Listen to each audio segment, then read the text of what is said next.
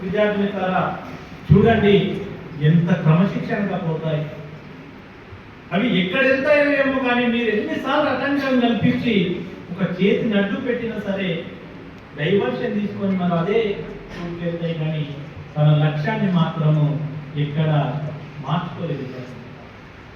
మీరు కూడా మీ లక్ష్యాన్ని ఒకటి పెట్టుకుంటే ఆ లక్ష్య సాధనలో 1000 కష్టాలు 1,00,000 కష్టాలు వచ్చినా ఆ లక్ష్య సాధన కోసమే మనం నిరంతరము శ్రమిస్తుండాలి.